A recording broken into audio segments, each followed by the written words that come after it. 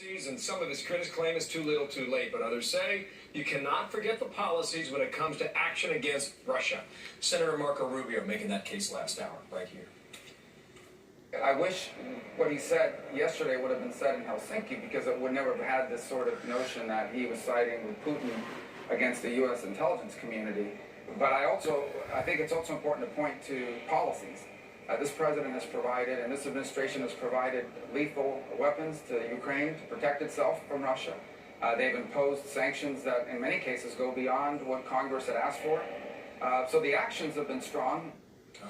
Team Fox coverage this hour. Mark Thiessen joins us in a moment with Reaction to Analyze, but we begin at the White House. Peter Doocy. Peter, good morning to you. So officials still talking about Helsinki. What's expected today, or what are you hearing today, Peter?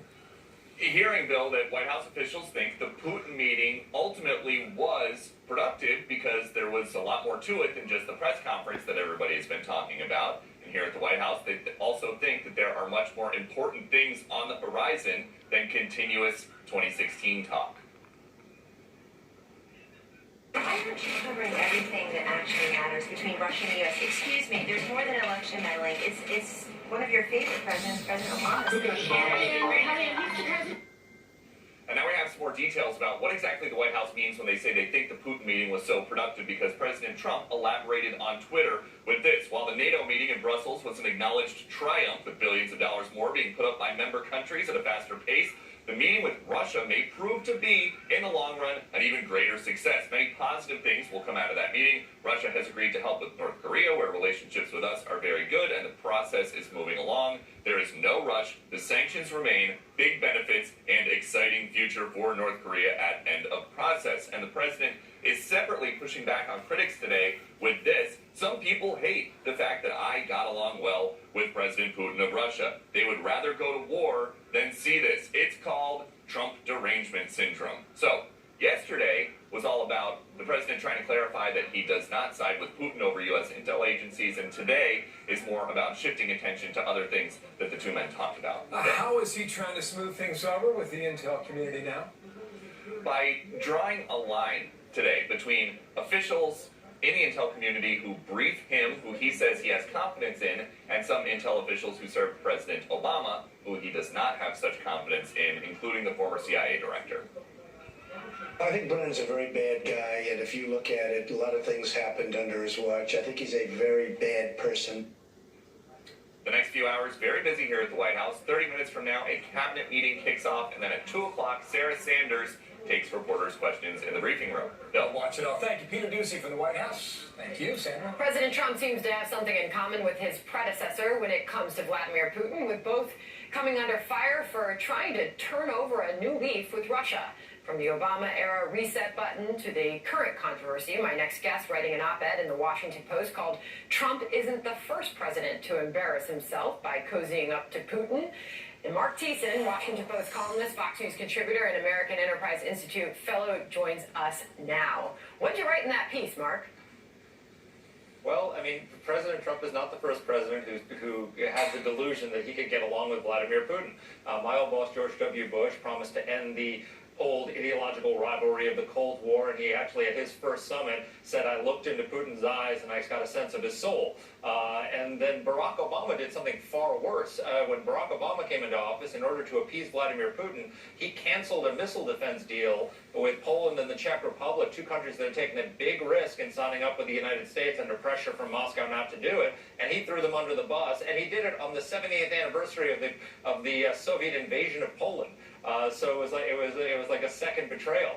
You know, Hillary Clinton, of course, as his Secretary of State, had that, you know, embarrassing moment where she gave her Russian counterpart a giant reset button with the word reset misspelled in Russian. So I mean, everybody's tried to try and find a way to reset relations, get along, and the results have been terrible. I mean, Vladimir Putin invaded Georgia, invaded Ukraine, shot down an airplane, violated the INF Treaty, violated the Chemical Weapons Convention, sent troops to Syria. He's been a bad actor despite all of these efforts, and so Donald Trump is going to learn, I think, pretty quickly that Vladimir Putin isn't a competitor, he's an enemy. and he's going to continue to behave that way no matter what he tries to accomplish in a summit meeting. So have President Trump's policies, or has his policy with Russia, been an improvement, so far at least, over President Barack Obama's? A dramatic improvement. I mean, look, that press conference was cringeworthy. But if you look at the policies versus the rhetoric of what President Trump is doing, it's extremely positive. I mean, as Marco Rubio pointed out to you in the last hour, he gave $47 million in military aid to Ukraine, something that Obama refused to do. He's kicked out 60 Russian diplomats over their use of chemical weapons in Britain, which is a violation of their obligations under the Chemical Weapons Treaty that just killed a British citizen. I mean, Russia just launched a chemical weapons attack in Britain that killed a British citizen on British soil. That's insane. Trump punished them for that. He's taken a number of steps to increase sanctions on Russia, including not just for the elections, but for their violations of the INF Treaty. He's called them out for arming the Taliban and for some of the other things they're doing. So his policies are a dramatic improvement. And quite frankly, you know, everyone was criticizing Trump for beating up the NATO allies. He got them to cough up more money for defense, which is the last thing Vladimir Putin wants. So if Putin was interfering in the U.S. election to get more pro-Russian policies, it backfired pretty badly. Well, as you heard Peter Doocy reporting for the White House a few minutes ago, the White House is putting out that they largely see the meeting with Putin as productive. And moving forward, the president says this in a couple different tweets. He writes, so many people at the higher ends of intelligence loved my press conference performance in Helsinki. Putin and I discussed many important subjects at our earlier meeting. We got along well, which truly bothered many haters.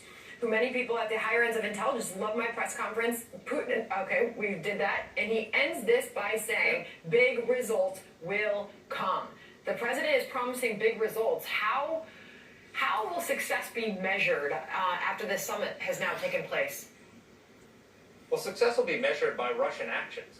If he can get Vladimir, if he can succeed where both George Bush and Vladimir and Barack Obama and Hillary Clinton failed before him, and get Russia to cease its aggressive actions against NATO allies, its actions in Syria and other places around the world. I mean, this again, it's not just, this was completely overlooked during the summit, but just a week ago, a British citizen died in a Russian chemical weapons attack in Britain. They're violating the Chemical Weapons Convention, which they ceremoniously announced just 6 months ago that they had destroyed all their chemical weapons, and lo and behold, they used a chemical weapon on British soil. So, you know, if Trump is looking to negotiate an arms control treaty with these people, perhaps they should first start, meeting their obligations under existing treaties. They're violating the INF Treaty, the Intermediate Range Forces Treaty for nuclear weapons. They've just violated the Chemical Weapons Convention. If he can get them to stop doing that and start living by their current treaty agreements, that would be an accomplishment. He shouldn't be signing new treaties with Russia. Here we are, only halfway through the week, so we'll continue to see where all of this goes. And Mark Thiessen, you're writing about it, and we had you on this morning. We're glad that we did. Thank you, sir. Thank you for Nice to having see me. you, Mark. Just a reminder to our viewers, we're expecting what we call pool spray, right? Bring cameras in the room. We'll see what the president has to say with his cabinet meeting that'll get underway this half hour from the White House. That'll be interesting for sure. Stay tuned, right? Also, Fox News